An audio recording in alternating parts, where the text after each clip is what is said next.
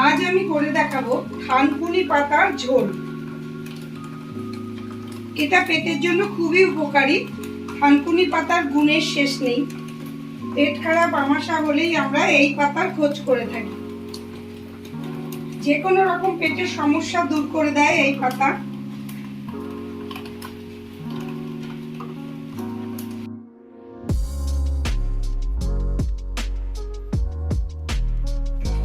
থানকুনি পাতার ঝোল বানাতে আমি এখানে নিয়ে নিয়েছি থানকুনি পাতা, যেটা আমি 10 মিনিট জলে ভিজিয়ে ধুয়ে নিয়েছি, বড়ি, কাঁচকলা, পেঁপে, আলু, আর সম্বারের জন্য নিয়েছি একটা শুকনো লঙ্কা, একটা তেজপাতা, 1 টিস্পুন রাঁধুনি, নুন আর হলুদ।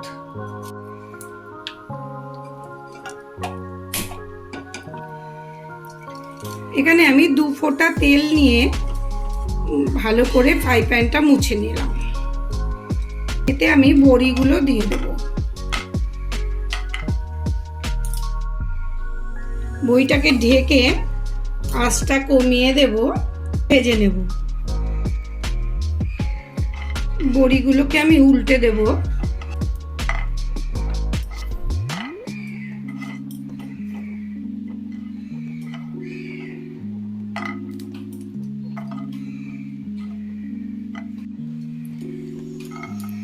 বড়িগুলো প্রায় ভাজা হয়ে গেছে, বড়িগুলোকে আমি সরিয়ে দেব।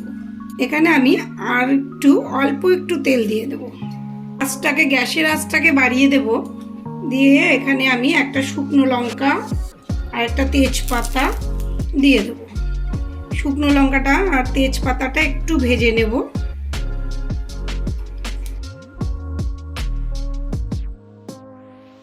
ওয়ান টিস্পুন রাঁধুনি দিয়ে দেব।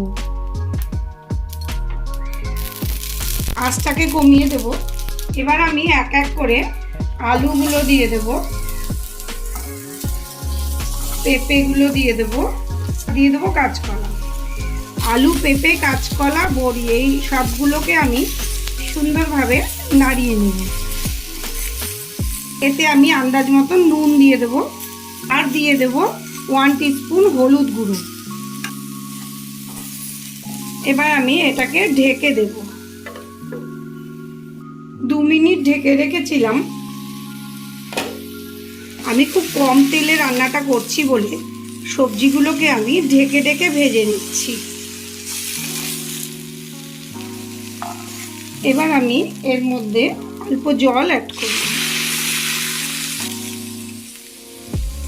জলটা দিয়ে ভালোভাবে কষিয়ে নেব। এবার আমি গ্যাসের আঁচটাকে একটু বাড়িয়ে দেব। এবার এইভাবে 2 মিনিটের মতো আবার হতে দেব। আমার সবজিগুলো কষানো হয়ে গেছে। এবার আমি থানকুনি পাতাগুলো এর মধ্যে দিয়ে দেব।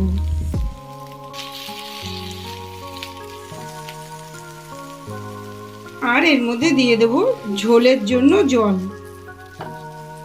এখানে আমি 1.5 কাপ জল দিয়ে দিলাম।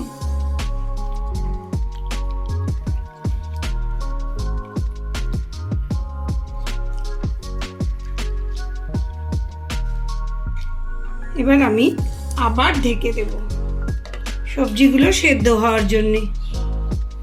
5 মিনিট আমি ঢেকে রেখেছিলাম। আমার ঝোলটা হয়ে গেছে। আমার এখানে আলু, কাঁচকলা, পেঁপে সব সুন্দর সেদ্ধ হয়ে গেছে।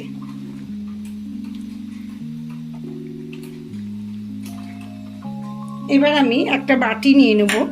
এর মধ্যে আমি 1 টিস্পুন আটা দিয়ে দেব আর একটু জল অ্যাড করে দেব। এবার এটাকে মিশিয়ে আমি একটা পিঠালি তৈরি করে নেব।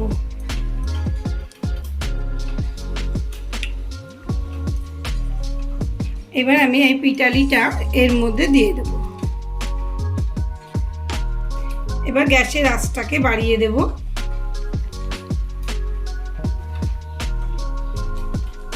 আমার থানকুনি পাতার ঝোল রেডি। এবার আমি এটাকে ঢেকে ঠান্ডা করতে দেব। গ্যাসটাকে অফ করে দেব।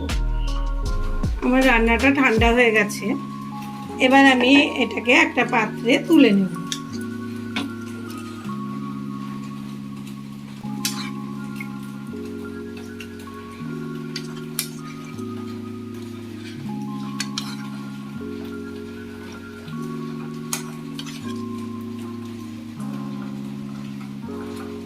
তাহলে আমার তৈরি হয়ে গেল থানকুনি পাতার ঝোল। আপনাদের যদি আজকের আমার এই রেসিপিটি পছন্দ হয়ে থাকে তাহলে অতি অবশ্যই লাইক ও কমেন্ট করে আমাকে জানাবেন, আর আমার চ্যানেলটিকে সাবস্ক্রাইব করে দেবেন। আবার দেখা হবে নতুন পর্বে নতুন রেসিপি নিয়ে। ধন্যবাদ।